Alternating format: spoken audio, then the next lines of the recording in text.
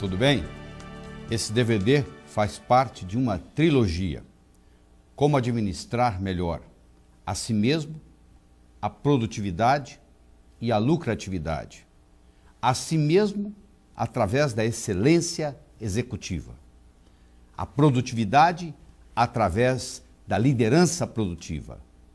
E a lucratividade através da maestria financeira.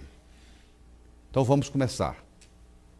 Você acha que é possível alguém aprender mais de 500 palavras em inglês em menos de 3 minutos? Provavelmente você vai dizer que não. Eu vou provar para você que isso é possível. Para isso eu quero lhe apresentar uma pessoa de nome Alenciação Mentidade. A senhora Alenciação Mentidade tem esse sobrenome porque ela mente sobre a idade dela. Então, o nome dela é Alenciação Mentidade. Pois bem, baseado no nome dela, eu vou lhe ensinar mais de 500 palavras em inglês em menos de 3 minutos. Então, primeiro vamos trabalhar com o primeiro nome dela, Alenciação. Então, você pega o nome dela, Alenciação, e você divide em al, em ência e em são. Então, al. Toda palavra que em português terminar em al, em inglês também termina em al. Por exemplo, capital, capital, fatal, fatal, total, total. Você já aprendeu mais de 140 palavras em inglês só com isso. Toda palavra que terminar em al em português também termina em al em inglês. Vamos continuar trabalhando com a senhora Alenciação Mentidade. Alência. Toda palavra que em português terminar em ência, em inglês termina em ence. Por exemplo, obediência, obedience. Mais 100 e poucas palavras. Toda palavra que em português terminar em são, em inglês termina em T-I-O-N. Nação, nation, sensação, sensation. Mentidade. Toda palavra que em português terminar em mente, em inglês termina em L-L-Y. Socialmente, socially, oralmente, orally. E finalmente, toda palavra que em português terminar em dade, em inglês termina em T-Y. Velocidade, velocity, capacidade, capacity. Você aprendeu aqui agora mais de 500 palavras em inglês em menos de 3 minutos. Por que você aprendeu? Porque foi feita uma abordagem diferente sobre como aprender um idioma. Do mesmo modo que foi feita uma abordagem diferente, eu também vou fazer uma abordagem diferente com relação a essa apresentação. Então, você que está aí me assistindo, eu gostaria que você começasse a pensar um pouco em você como pessoa. Se você fizer uma análise, por exemplo, do seu ambiente físico, da sua saúde, da sua carreira profissional, do seu desenvolvimento pessoal, do seu relacionamentos, da sua espiritualidade, da sua vida financeira. Se você fizer uma análise de cada uma dessas partes da sua vida, que são todas muito importantes, inclusive a parte do lazer, se você desse uma nota de 1 a 10 para cada uma dessas, o ambiente físico onde você mora, o carro que você dirige, a mesa onde você senta para trabalhar, você acha que poderia melhorar, que está bem, você está satisfeito? A sua saúde, você se considera uma pessoa saudável? Não é uma pessoa não doente, é uma pessoa saudável, que é muito diferente. Uma pessoa pode ser não doente e não necessariamente saudável. A sua carreira profissional, se você ganhasse $1 milhão amanhã, você continuaria fazendo o que você está fazendo? Você está fazendo por opção ou por falta de opção? Como é que está o seu desenvolvimento como pessoa? Você desenvolve você mesmo? Adquire novas habilidades? E os seus relacionamentos? E a sua espiritualidade? Teilhard de Chardin, o teólogo jesuíta francês, dizia que nós não somos seres humanos tendo uma experiência espiritual. Somos sim seres espirituais tendo uma experiência humana. Então estamos aqui para viver uma vida humana, mas somos na realidade espíritos. Como é a sua vida financeira? Você tem todo o dinheiro que você gostaria de ter? E como é que é o seu lazer? Você sabe aproveitar da sua vida? Você começa a fazer essa análise. Você também pode fazer uma análise de que nós somos julgados na vida por 4 coisas. Nós somos julgados por aquilo que fazemos, pela nossa aparência, por aquilo que dizemos e, mais importante que tudo, como dizemos aquilo que dizemos. Nós somos julgados pelo que fazemos. Você pode ter 2 pedreiros fazendo a mesma coisa, um acha que está colocando um tijolo em cima do outro e o outro acha que está construindo um Maracanã. Então, o modo como você descreve a sua contribuição para o universo faz uma diferença enorme. Segundo, você é julgado pela sua aparência. Não é estar bem vestido, não é esse o ponto. É estar adequadamente vestido. Se você quer jogar no Fluminense, você não pode entrar em campo com a camisa do Flamengo. Se você quiser servir exército, você não vai aparecer lá com o uniforme da Marinha. Não é verdade? Terceiro, você é julgado pelo que você diz. Enquanto você não disse nada, ninguém sabe se você é inteligente ou deixa de ser. No momento que você falou e falou besteira, não tem jeito de você trazer as palavras de volta para sua boca. É verdade? E quarto, mais importante que tudo, não é só o que você diz, é como você diz o que você disse. Eu poderia trazer alguém aqui que usasse o mesmo vocabulário que eu estou usando. A apresentação poderia ser muito melhor ou muito pior, porque não é só o que eu estou dizendo que conta, é como eu estou dizendo o que eu estou dizendo. Você já ouviu dizer que a novela, o autor é mais importante que a novela. Ou você também já ouviu dizer que o cantor é mais importante do que a canção.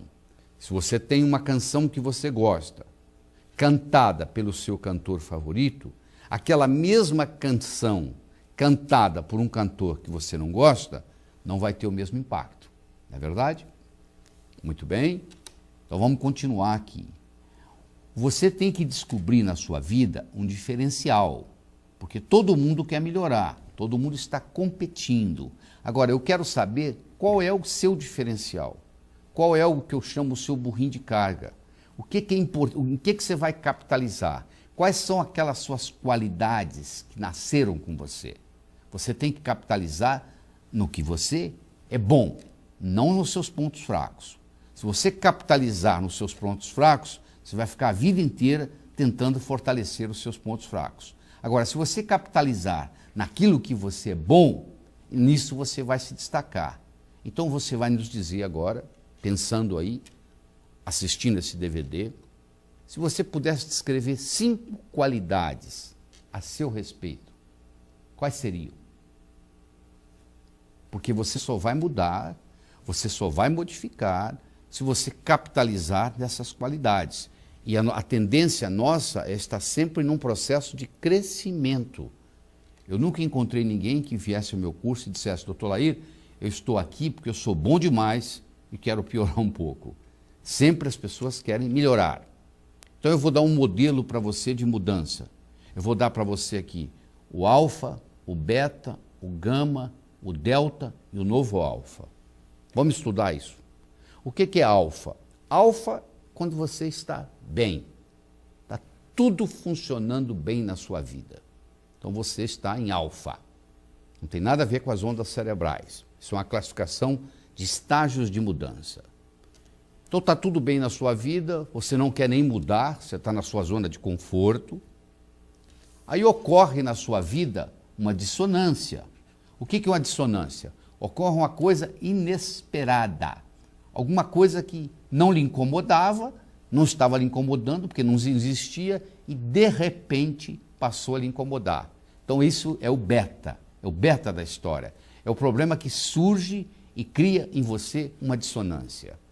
Por exemplo, diz que um grupo de mulheres nuas estavam se banhando no rio e um indivíduo estava lá olhando, esperando que elas saíssem do rio para que ele pudesse vê-las nuas, porque elas estavam dentro d'água. E nunca elas saíam. E de repente uma delas vira e avista esse indivíduo olhando para elas. e conta para as outras, e todas elas em direção ao indivíduo, e diz, ó, se você está pensando que nós vamos sair dessa água para você nos ver nuas, você está muito enganado. Nós vamos ficar aqui o tempo que for preciso. E o indivíduo olha para elas e diz, não, eu não estou aqui querendo ver vocês nuas. Eu vim apenas aqui alimentar o jacaré que vive aí. Na mesma hora elas saíram correndo. Ou na hora que falou o jacaré que vive aí, criou-se uma dissonância. Então, quando acontece alguma coisa, você perde um parente, um ente querido, há um divórcio, há um problema na família, ou quem sabe você perde o emprego, aí você entra em dissonância, você entra nesse processo beta. E quando ocorre essa dissonância, isso é um estímulo para você mudar, não é verdade? No momento que ocorreu a dissonância, esse é o beta. Aí, em geral, o que acontece durante os problemas é que as pessoas entram em depressão, as pessoas regridem. Quando Katrina destruiu New Orleans, você ia depois lá, o que acontecia? As pessoas regrediram, como se estivesse vivendo num país de terceiro mundo. Quando nós temos um trauma, como nós temos um problema mais sério, a tendência durante aquele período é regredir. Nós vamos para o alfa, beta, gama. A gente pensa que não tem saída, o sujeito perdeu o emprego e fala, não tem mais jeito, eu não vou conseguir arrumar mais nada, porque eu perdi o emprego. Aí ele começa a pensar que muitas outras pessoas também perderam o emprego e se recuperaram. E quem sabe ele pode até ser um empresário, ele pode até fazer desse problema uma oportunidade, não é verdade? Porque as oportunidades, nós descobrimos essas oportunidades na vida de dois modos. Ou nós buscamos as oportunidades, ou elas vêm até nós. Só que quando elas vêm até nós, elas vêm e se apresentam na forma de um problema. Então, por trás de um problema, sempre existe uma oportunidade nos esperando. Então, nós trabalhamos com esse processo, achando que não tem saída, e de repente, nós começamos a ver uma luz no túnel vindo, e não é um trem vindo em direção oposta. Então, nós começamos a ter um insight. E com isso nós vamos para um novo patamar. E quando chegamos a esse novo patamar chama-se novo alfa. E aí fazemos isso. Só que para nós fazermos uma mudança de um patamar para outro, várias coisas são necessárias, condições sine qua non para a mudança. Primeiro nós temos que ter um potencial. E isso eu tenho certeza que você tem. Você que está aí me assistindo, você tem esse potencial. Porque Sócrates dizia que o homem preguiçoso é aquele que poderia ser melhor empregado. E de acordo com a definição de Sócrates, todos nós somos preguiçosos, porque não usamos a nossa capacidade cerebral, não usamos nem 5% da nossa capacidade mental. Então você tem o potencial para fazer essa mudança. Segundo, você tem que estar resolvendo os problemas desse patamar. Não adianta nada você almejar um patamar mais alto se você não está conseguindo resolver os problemas deste patamar. Você tem que ter a solução para isso. Terceiro, tem que surgir uma certa dissonância, ou externa ou interna. Ou um jacaré que surge de repente, você tem que sair correndo da água, que é uma dissonância externa, ou uma dissonância interna num processo de automotivação. Você então se propõe a encontrar um novo caminho. Novos insights surgem e no momento que você começa o processo de mudança, claro que vão surgir barreiras. Barreiras que nós podemos chamar de obstáculos ou podemos chamar de etapas. A distinção é muito simples. Se você mantém o olho na sua meta, nós vamos chamar isso de etapas. Se você tira o olho da sua meta, o que está entre você e a sua meta passa a ser obstáculo. Então a diferença está de onde você está colocando a sua visão. E, finalmente, nós temos a consolidação. Imagine uma pessoa que está na lama, sai da lama, vai, toma um banho, fica limpinha e volta para a lama. Você acha que adiantou alguma coisa? Não, se sujou novamente. Então, não adianta nada uma empresa mandar um funcionário para fazer um treinamento, esse funcionário volta e vai para a mesma cultura que tinha antes. Então, essa cultura não é favorável à mudança, tudo aquilo que ele aprendeu, ele não pode ser implementado, não é verdade? É muito importante entender isso. E outra coisa importante que você tem que entender são as variações da mudança. Você pode ter uma mudança horizontal, você pode ter uma mudança que eu chamo de oblíqua, e você pode ter uma mudança vertical. O que é uma mudança horizontal? Uma mudança horizontal é uma mudança onde você continua no mesmo patamar. Vamos supor que você mudou os seus móveis de posição dentro do seu apartamento. Você continua morando no mesmo prédio, no mesmo andar, no mesmo apartamento, só que você mudou a disposição dos móveis. Houve uma mudança? Houve. Mas isso é uma mudança que nós chamamos de mudança de primeira ordem. Tá? Mudou apenas a movimentação, a posição dos móveis. Agora imagina se você já mudou do terceiro para o quarto andar, ou se você mudou de edifício, ou você mudou de bairro. Então a coisa fica diferente. Aí já passa a ter uma mudança oblíqua ou até uma mudança vertical. A mudança vertical, ela pode ser tanto para crescer quanto para piorar. Ela pode ser tanto para melhorar quanto para piorar, porque isso acontece. Toda vez que ocorre uma mudança, ela pode ser para melhor ou pode ser para pior. Nós temos um curso chamado Sintonia, que tem uma duração de 39 horas, 12 no primeiro dia, 17 no segundo e 10 no terceiro, que nós fazemos em São Paulo 5 vezes por ano, num hotel fazenda, vem gente de todo o mundo. Os 2 primeiros dias nós fazemos a parte pessoal e o terceiro dia nós fazemos a parte profissional. Então tem pessoas que chegam lá e falam assim, eu só quero a parte profissional. Eu falo, isso não é possível. Eu primeiro tenho que trabalhar a parte pessoal, para depois trabalhar a parte profissional. Você, para ser um excelente profissional, antes de mais nada, você tem que ser uma excelente pessoa. Você tem que ter uma estrutura psicológica de ganhador. Então, a sugestão que eu faço para você é você aprender a conjugar 4 verbos. Então, tem coisas que você tem e gostaria de ter, não é verdade? Vamos supor, você tem uma boa família e gostaria de ter uma boa família. Qual é o verbo a ser conjugado aí? O verbo conservar. Você tem que conservar a boa família. Se você não conservar, é destruído. Tudo que você não trabalha, não melhora, piora. Se você deixar o seu carro sem dirigir por 6 meses, você não vai conseguir dirigi-lo depois. Por quê? Porque o pneu vai esvaziar, a bateria vai descarregar, a gasolina vai evaporar. Então, tudo exige conservação. Então, o que você quer conservar? E aquilo que você tem, mas não gostaria de ter? Vamos supor que você tem um hábito de fumar. Você tem um hábito de fumar, mas você não gostaria de ter esse hábito de fumar, porque você sabe que está lhe prejudicando. Então, você quer se desfazer desse hábito. Esse é o segundo tipo de verbo a ser conjugado. É o verbo desfazer. É aquilo que você tem e não gostaria de ter. Por outro lado, existem coisas que você não tem e gostaria de tê-las, não é verdade? Então isso aí já é um terceiro verbo, é o verbo obter. O que você quer obter? Quais são as suas metas? Primeiro, quais são os seus sonhos, depois como é que você transforma os seus sonhos em metas e quais são as suas metas. O verbo é obter. E finalmente nós temos o verbo evitar. O que é o verbo evitar? É você conjuga o verbo evitar quando são coisas que você não tem e não gostaria de ter. Então tem coisa que você não tem câncer, por exemplo, e nem tampouco gostaria de ter câncer, não é verdade? Então você tem que evitar. Então quando eu trabalho com o verbo conservar, desfazer, obter e evitar, é um modelo que eu tenho para melhorar o meu desenvolvimento pessoal e acelerar esse processo de mudança que nós estamos falando. Nós somos animais linguísticos. Aliás, nós somos os únicos animais linguísticos na face da Terra. Isso nos permite transcender. Transcender significa começar de novo. Não interessa como foi seu passado, não faz diferença nenhuma. O bonito é que de hoje para amanhã você pode mudar.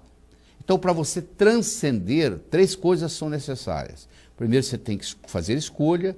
Segundo, tem que haver uma certa mobilidade, uma certa ação. E terceiro, tem que haver ocorre então uma mudança. Todas as vezes que você tem uma mudança, uma ideia nova, essa ideia nova, quando ela de ser ideia até se tornar realidade, ela passa por 3 fases.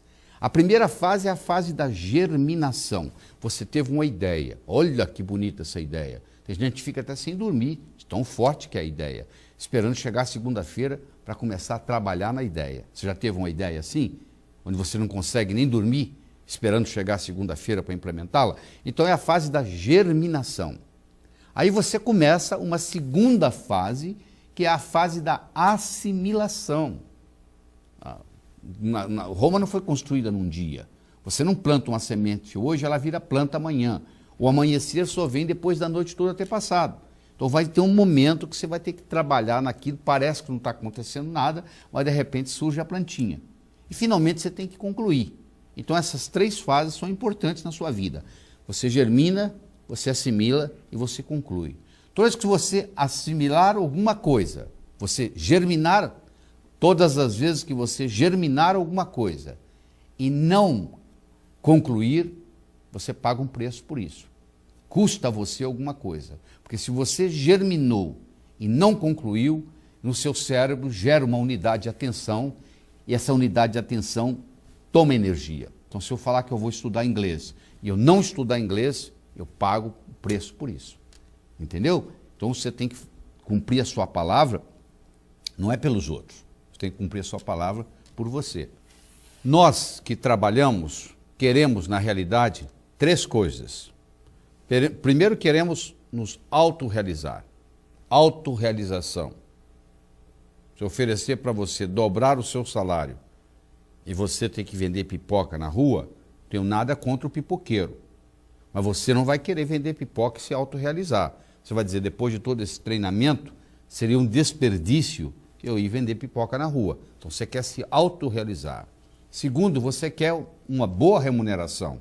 Se você ficar sabendo que a sua empresa vai cortar o seu salário pela metade, amanhã mesmo você começa a mandar o seu currículo para outras empresas, não é verdade? Você já se acostumou com esse patamar financeiro. E terceiro, oportunidade de crescimento. Imagine que se você continuasse trabalhando nessa empresa, ganhando bem, gostando de fazer o que você está fazendo, mas nunca mais você vai crescer nada. Você vai ficar nesse patamar para o resto da vida. Você também vai dizer não. Então todos nós queremos, nós que trabalhamos, queremos essas três coisas. Queremos autorrealização, queremos boa remuneração e queremos oportunidade de crescimento. Então a recomendação que eu dou para você é muito simples. Nunca deixe aquilo que você não pode fazer atrapalhar aquilo que você pode fazer. Não é aquilo que você não pode. Eu não posso fazer isso, eu não posso fazer aquilo. Eu não estou dizendo aquilo que você não pode, eu quero saber aquilo que você pode, onde você está. Porque para você começar o seu sucesso, pessoal e profissional, você tem que começar de onde você está.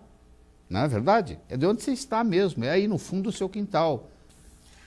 Se não puder fazer tudo, faça tudo o que puder. Escutou? Se não puder fazer tudo, faça tudo o que puder. Ah, mas eu aqui apenas quero ser feliz. Isso eu não sei lhe ensinar. Eu acho que nós vivemos no planeta Terra.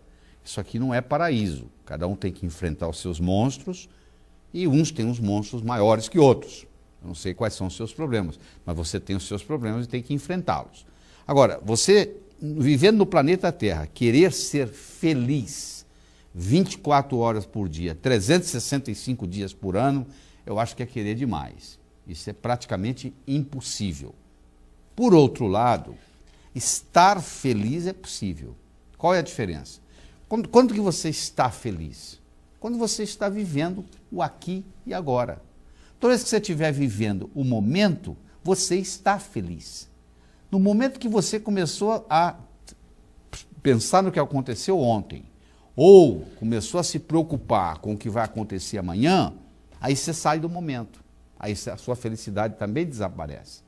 Você só consegue ser feliz vivendo o momento. O melhor conselho que você pode dar a alguém é fazer uma pergunta. Esse é o melhor conselho que existe. Por quê? Quando você faz uma pergunta, você força o seu cérebro a pensar diferente. Então eu tenho aqui 3 perguntas importantes para fazer para você aqui. A primeira pergunta é de onde você está saindo. Você liga para mim e fala, como é que eu chego aí? A primeira coisa que eu vou perguntar para você é o seguinte, de onde você está saindo? Na vida é a mesma coisa. Para você ir a qualquer lugar, você tem que saber de onde você está saindo. O de onde você está saindo aqui é o seu potencial. Qual é o seu potencial? Quais são as suas qualidades? Segundo, para onde eu estou indo, ou seja, qual é a minha meta. Eu tenho uma meta de chegada, onde que eu quero ir, onde que eu quero chegar. E terceiro é como que eu chego lá, são e salvo. Para você fazer isto, o órgão que vai lhe ajudar é o cérebro. Esse órgão que pesa 2% do peso do corpo, e apesar de ser apenas 2% do peso do corpo, consome 20 a 25% do oxigênio que você respira. Então eu gostaria de fazer uma analogia aqui entre o cérebro e meios de transporte. Eu vou ter um carro, um avião e um helicóptero. Então vamos começar com o carro. Imagine você dirigindo um carro. Você consegue ver o detalhe da estrada, mas você não consegue ver o que está atrás do morro, não é verdade? Não é assim? Você está dirigindo, você olha lá a estrada, mas se tiver um incêndio atrás do morro, você não consegue ver. Imagine agora você pilotando um avião. Você consegue ver o incêndio atrás do morro, mas você não consegue ver o detalhe da estrada, verdade? Agora imagine-se num helicóptero. Você tanto consegue ver o que está atrás do morro, quanto a qualquer momento você pode ver o detalhe da estrada. Agora eu vou fazer uma analogia entre o cérebro e o carro, e o avião e o helicóptero. Tem gente que pensa como carro, tem gente que pensa como avião, e 5% ou menos da população no mundo pensa como helicóptero. O que é pensar como um carro? É você ser bom no operacional do dia a dia, mas ter dificuldade de fazer planejamento a longo prazo. O que é você pensar como um avião? É você ter dificuldade em ver o detalhe do dia a dia, mas ter uma visão a longo prazo. O que é pensar como um helicóptero? É tanto você ter a capacidade de ver a situação do dia a dia, quanto a longo prazo. Como eu disse, somente 5% ou menos da população do mundo pensa como helicóptero. Então eu gostaria que você decidisse nesse momento, se você é mais um carro ou mais um avião. Não tem um melhor do que o outro, não tem um mais inteligente que o outro.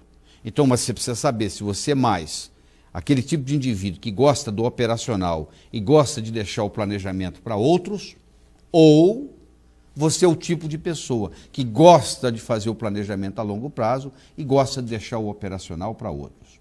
No momento que você decide se o seu cérebro pensa mais como um carro ou mais como um avião, você agora vai ter que decidir o seguinte: se você quiser ser mais bem-sucedido, você vai ter que ter pessoas que complementem você. Se você é do tipo carro, você vai fazer sociedade ou contratar alguém do tipo avião. Aí o carro mais o avião juntos vão fazer o helicóptero. Se você é do tipo helicóptero, eu já recomendo você a contratar alguém que é do tipo carro, para poder fazer o processo. Então, essa história de você entender como que o seu cérebro funciona, se ele é mais esquerdo ou ele é mais direito, o esquerdo é o mais detalhista, o direito é o mais global, o esquerdo vê a árvore, mas não vê a floresta, o direito vê a floresta, mas não vê a árvore. Então, o ideal, claro, seria um equilíbrio, que a maioria não tem. Então, você tem que ver qual a sua predominância. E, a partir daí, você começa, então, a trabalhar com mais eficácia no processo. Além disso, tem a parte psicológica, tem a sua autoimagem. O seu desempenho, tanto pessoal quanto profissional, nunca será maior do que a sua autoimagem. A sua autoimagem, a nossa autoimagem, ela foi formada através dos anos. Então, nos primeiros 7 anos de vida, nós tínhamos cognição, mas não sabíamos que tínhamos cognição, ou seja, nós estávamos conscientes, mas não estávamos conscientes que estávamos conscientes. Os primeiros 7 anos você absorve tudo aquilo, a sua religião, o seu nome. 99% das pessoas têm a mesma religião dos seus pais. Dos 7 aos 14, nós passamos por um processo de modelação. Não é o que os seus pais falam, mas o que eles fazem. É a fase de modelação. Você tem um ditado muito bonito que diz assim, ó, a palavra convence, o exemplo arrasta. Então, dos 7 aos 14, as crianças vão absorver não o que os pais estão falando, mas o que estão fazendo. Se a mãe diz para o filho que ele não pode mentir, mas ele pega ela mentindo para a vizinha, então ele chega à conclusão que mentira é válida. Entendeu? E terceiro, a fase da socialização, que vai dos 14 aos 21 anos. você tem adolescentes, eu já fui pai de adolescente, mãe de adolescente, você sabe o que eu estou falando. E com 21 anos, teoricamente, essa autoimagem está formada. Infelizmente, ela não é formada perfeita. Nós temos problemas nessa evolução. E isso agora vai refletir na nossa vida, na nossa saúde, nas nossas finanças, nas nossas amizades, na nossa família, no nosso trabalho. Então, eu gostaria que você fizesse comigo aqui agora uma autoanálise. Você vai dar uma nota de 1 a 10 para a sua saúde, uma nota de 1 a 10 para as suas finanças, uma nota de 1 a 10 para as suas amizades, uma nota de 1 a 10 para a sua família e uma nota de 1 a 10 para o seu trabalho. Aí nós vamos somar essas notas, multiplicar por 2 e você vai ter um percentual de quanto você está usando da sua autoimagem, da sua autoestima. Para começar, eu quero dizer para você da saúde, você não deu a nota ainda, espero eu falar, é que a sua saúde, uma coisa é ser saudável, a outra coisa é não ser doente. Você pode ir ao médico, você não tem doença nenhuma, não significa que você é saudável. Saudável significa ter a energia necessária para fazer o que precisa ser feito. Poucas pessoas são saudáveis, a maioria não é doente. Então, agora que você sabe, você dá uma nota para a sua saúde. Agora dá uma nota para as suas finanças. Qual é a sua abastança? Você já escutou essa palavra? Qual é a sua abastança? Abastança significa o número de dias que você pode sobreviver mantendo o mesmo padrão de vida sem trabalhar. Então é a sua abastança. Então qual a nota que você dá para a sua vida, a sua situação financeira? Terceiro, você vai dar uma nota para as suas amizades de 1 a 10. 10, você tem todos os números, o número de amigos, todos os amigos que você queria ter e numa profundidade que você queria ter. E 1, você está solitário, sozinho, na solidão, não tem ninguém. Dê uma nota para as suas amizades. Dê uma nota para a sua família, para o seu núcleo familiar de 1 a 10. E, finalmente, dê uma nota para o seu trabalho. Se você é aquele tipo de pessoa que está contando os dias para a aposentadoria, você vai ter que dar nota 1. Significa que você não está trabalhando por opção. Você está trabalhando por falta de opção. Agora, se você é o tipo de pessoa que se ganhasse $1 milhão na loteria, no dia seguinte ia continuar fazendo a mesma coisa, nota 10. Então você deu uma nota para a sua saúde, você deu uma nota para o seu trabalho, você deu uma nota para a sua família, você deu uma nota para as suas finanças, você deu uma nota para as suas amizades. Então soma aí, saúde, finanças, amizades, família e trabalho. Vamos imaginar que você tenha dado 7 para cada uma dessas categorias. 7 vezes 5, 35, multiplicado por 2, 70. Significa que você está operando em 70% do seu potencial. Se você está operando em 70% do seu potencial e consegue passar para 72%, isso vai fazer uma diferença enorme na sua vida. Pequenas diferenças em desempenho trazem uma tremenda diferença em resultado. Eu tenho um cavalo que chegou em primeiro lugar, ganhou $15 mil de prêmio, e o que chegou em segundo, numa diferença de nariz, ganhou 5 mil. Não significa que o primeiro cavalo é 3 vezes mais veloz que o segundo, a diferença foi de nariz. Uma pequena diferença em desempenho traz uma tremenda diferença em resultado. Essa é a verdade. Então isso aí é importante. Você melhorou um pouquinho a sua autoimagem, faz uma diferença enorme. Então, eu quero trabalhar com você agora e como que você melhora a sua autoimagem. São 3 coisas muito simples. Primeiro, você tem que aprender a trabalhar com visualização. Uma visualização bem feita, o cérebro não sabe se aquilo realmente aconteceu ou você só pensou. Albert Einstein, que foi considerado o homem mais inteligente do século XX, ele dizia que imaginação é mais importante que conhecimento. E o que é imaginação? É um processo de visualização. Uma visualização bem feita convence o cérebro que aquilo é realidade. Você tem uma reunião importante amanhã, você visualiza hoje como que você quer essa reunião amanhã. E amanhã você já terá, entre aspas, feita a reunião pela segunda vez. Porque agora quando você vai lá, você já tem uma experiência. Segunda coisa importante é o diálogo interno. É uma conversa que você tem com você o tempo todo. Você já percebeu? Desde que você está aí me assistindo, você tem dentro da sua cabeça uma conversa de você com você. Esse diálogo interno reflete a sua autoimagem. É de uma importância muito grande. Se eu pegar uma tábua de 40 centímetros de largura, 20 metros de comprimento, colocar no chão e pedir uma pessoa para caminhar de uma ponta a outra da tábua, eu acho que não vai haver nenhum problema. Essa mesma tábua, colocada a uma altura de 50 metros, muitos poucos vão querer atravessar de um lado para outro. É a mesma tábua, tem a mesma largura, tem o mesmo comprimento. E por que agora você não atravessa? Porque na hora que você pisar na tábua lá em cima, vai desencadear um diálogo interno. Você vai cair, vai escorregar, é perigoso. Você nunca deixou de fazer nada porque o seu braço doeu, porque sua perna doeu. Você deixou de fazer alguma coisa importante porque entre o seu ouvido esquerdo e o seu ouvido direito surgiu uma voz, que é o seu diálogo interno. Uma pergunta que eu tenho para você é muito simples. O seu diálogo interno é um diálogo de amigo ou de inimigo? Você trata você bem ou você é um crítico para você mesmo? É muito importante você avaliar isso. E, finalmente, a sua postura corporal. A sua postura corporal determina como flui sua energia. As pessoas deprimidas, em geral, são pessoas cabisbaixas. São pessoas que olham para baixo. Você vai num shopping, você olha as pessoas caminhando, você pode até dizer, começar a determinar se elas são bem-sucedidas ou não. Porque as pessoas bem-sucedidas, elas caminham com uma certa postura corporal, como se tivesse um gancho vindo do céu. A cabeça estica, o pescoço estica, o ombro relaxa, elas têm uma posição de sucesso. É uma posição quase que de realeza. A família real aprende a caminhar com essa postura desde criança. É o que dá esse diferencial. Então, quando eu reúno essas três coisas, eu trabalho com a visualização, que é a parte visual, eu trabalho com o diálogo interno, que é a parte auditiva, e eu trabalho com a postura corporal, que é a parte sinestésica. Quando eu coloco essas três, eu melhoro minha autoimagem e, consequentemente, o meu desempenho. E claro que eu tenho que ser proativo.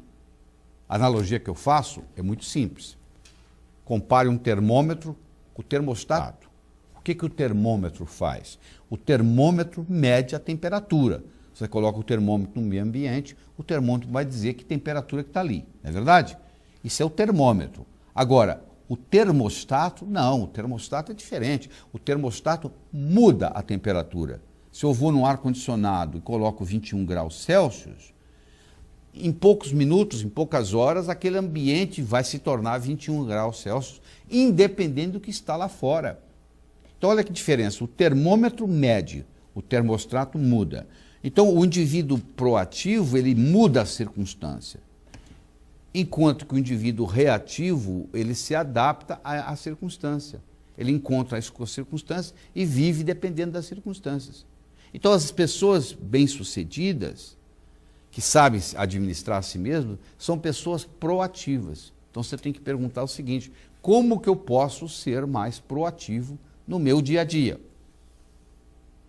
E a última parte que eu quero discutir com você neste DVD, que faz parte de uma trilogia, nós estamos discutindo aqui como administrar melhor a si mesmo, depois nós vamos falar da produtividade e depois, finalmente, nós vamos falar da lucratividade, todos os três são importantes, mas a última coisa que eu quero falar aqui, eu quero falar sobre o tempo.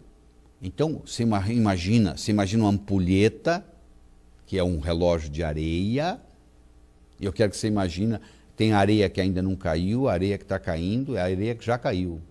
A areia que já caiu representa o passado, a areia que está caindo representa o presente, e a areia que ainda não caiu representa o futuro. É fácil você entender que o passado cria o presente e o presente cria o futuro, o que é verdade.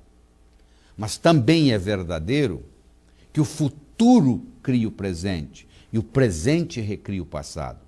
Einstein provou que o tempo não é linear. Então, quando eu crio uma meta para o futuro, não é só atingi-la ou não. O fato de eu criar uma meta faz o meu presente ficar mais interessante. Se eu vou e compro uma passagem de volta ao mundo para daqui a um mês, hoje a minha vida já começa a ficar mais interessante, porque daqui a um mês eu vou viajar. A antecipação da festa, muitas vezes, é melhor do que a festa propriamente dita, não é verdade?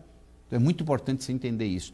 E o presente pode recriar o passado.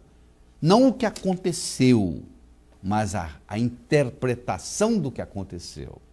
Se eu faço uma reinterpretação do que aconteceu, eu mudo a emoção. Porque a emoção não vive no fenômeno. A emoção vive na explicação do fenômeno. Então é muito importante você entender esse aspecto e saber gerenciar tudo isso. Então é isso. O passado cria o presente cria o futuro. O futuro também cria o presente recria o passado. Essa informação é fundamental. Outra coisa importante, antes que a gente termine isso, é você saber fazer escolhas. Eu vou ensinar para você aqui 4 escolhas fundamentais, escolhas básicas. A primeira, eu escolho ser a força criadora na minha vida. O que significa isso? Ser a força criadora na sua vida. Significa que tudo aquilo que acontecer de bom com você, você é responsável. Mas tudo aquilo que acontecer de ruim com você, você também é responsável. A maioria faz o quê? Quando acontece uma coisa boa, meu crédito, eu fiz isso. Agora, quando acontece uma coisa ruim, isso não é coisa minha, não tem nada a ver comigo. Entendeu? Eu estava passeando na rua, caiu um câncer na minha cabeça. Não, você também é responsável por esse câncer. Como? Talvez o modo como você viveu, os pensamentos que você teve, o estresse que você teve no corpo, a sua alimentação, os abusos, os vícios que você teve. Tudo isso causou. Então você é responsável. Se você ajudou a criar, você pode ajudar a destruir. O que você não pode é fazer essa dicotomia. As coisas boas eu sou responsável e as coisas ruins não tem nada a ver comigo. Então eu sou a força criadora da minha vida. Segundo, eu sou saudável. Eu sou saudável fisicamente, mentalmente, emocionalmente e espiritualmente. Eu sou saudável significa que eu estou escolhendo ser saudável. Eu conheço muita gente que escolhe tomar vitamina, mas ainda não escolheu ser saudável. Eu não estou comprometido com a vitamina, eu estou comprometido com a minha saúde. Tem dia que eu olho no vidro de vitamina e o meu corpo diz, hoje não, porque ele tem uma sabedoria que eu respeito. Se eu tivesse comprometido com a vitamina, eu ia tomar vitamina, independente do que o corpo está dizendo sim ou não. Então, ser saudável, escolher ser saudável é muito importante. Terceiro, eu sou sincero comigo mesmo. Quando eu digo sim é sim, quando eu digo não é não. Toda vez que você diz sim e gostaria de dizer não, um pedacinho de você morre. Mas como que eu vou dizer não para as pessoas? Dizendo. Porque se você está dizendo sim e gostaria de dizer não, você na realidade não está vivendo a sua vida, você está vivendo a vida dos outros. E cada um está aqui para viver a sua própria vida. Se você não consegue ser sincero consigo mesmo, eu lhe pergunto, como é que você consegue ser sincero para com os outros? Isso é impossível. Toda sinceridade começa com a sinceridade para si mesmo. Verdade? E finalmente, eu escolho ser livre. Significa que eu sou livre, que você é livre. Significa que o que você pensa a meu respeito não é meu problema, é seu. Você pode pensar o que você quiser. Eu não tenho controle sobre o que você está pensando. Eu tenho liberdade de pensar o que eu quero, como você tem liberdade de pensar o que você quer. Então, eu sou a força criadora da minha vida, eu sou saudável fisicamente, mentalmente, emocionalmente, espiritualmente, eu sou sincero comigo mesmo e eu sou livre. São as 4 escolhas fundamentais, escolhas básicas, fundamentais. E outra coisa importante que eu quero discutir com você aqui é a diferença entre finalidade e metas. Então vamos lá. Se eu estou em Nova York e resolvo ir para Chicago, é uma meta. Se eu estou em Chicago e resolvo ir para Los Angeles, é uma meta. Agora, se eu estou em Nova York e resolvo viajar ao oeste, quando eu chego em Chicago tem oeste, quando eu chego em Los Angeles tem oeste, quando eu chego em Honolulu, no Havaí, tem oeste, quando eu chego em Sydney, na Austrália, tem oeste. Como a Terra é redonda, eu vou continuar rodando. Eu nunca vou chegar ao oeste. Então é mais ou menos assim. Finalidade é uma coisa que você não chega. Se você está vivo, é porque você está cumprindo a sua finalidade de vida. A maioria nasce, vive, morre e não sente o que é essa finalidade. Não é capaz de perceber o que é essa finalidade. Então, uma coisa interessante que eu recomendo é você, durante um período, antes de dormir, questionar para você mesmo. Qual é a minha finalidade de vida? Há 25 anos atrás, eu consegui essa resposta. A minha finalidade de vida é transformar as pessoas de uma forma alegre e poderosa, com amor e sabedoria. Quando eu passei a vivenciar no meu dia a dia isso, várias coisas espetaculares ocorrem. Primeiro, o seu universo físico conspira a seu favor. Segunda-feira passa a ser o melhor dia da semana. Você passa a ter mais energia. Você passa por um processo de rejuvenescimento. E você aí está disposto a realizar seus sonhos e suas metas. Sonho é quando você não tem ainda uma data. Meta é quando você colocou uma data. Então, tudo aquilo que você colocou na categoria de algum dia, provavelmente não vai acontecer, porque é um sonho. Uma meta não, uma meta ela é positiva, ela é objetiva, ela é datada, ela é específica, ela é significativa, ela é ecológica, ela é comensurável, ela é realista, ela é equilibrada, ela é recordada, ela tem que ser recordada todos os dias. Deu para você entender? Então, aí tem muita coisa para se trabalhar. Claro que nessa apresentação aqui, de pouco menos de 1 hora, eu não vou conseguir passar tudo para você, mas a minha finalidade aqui não é trazer uma samambaia, e sim uma semente de carvalho. Então eu estou colocando na sua mente ideias, sementes, que vão crescer e dar frutos. Então eu espero que você talvez tenha que assistir esse DVD de novo para poder captar essas ideias. Nós estamos chegando ao final. Eu quero terminar com uma história. História essa que você vai encontrar no meu livro Sucesso Não Ocorre Por Acaso, o primeiro dos 29 livros que eu escrevi até hoje. É o meu carro-chefe até hoje. Ele está lançado em mais de 40 países, em 9 idiomas. Teve na lista dos mais vendidos 3 anos e meio e ficou em primeiro lugar 55 semanas. E esse livro termina com essa história que eu vou lhe contar agora. Era uma vez, numa pequena ilha da Grécia, vivia um sábio famoso, porque até aquele dia, todas as perguntas feitas a ele soube a resposta. 2 adolescentes conversando, um diz para o outro: eu acho que eu sei como eu vou enganar esse sábio.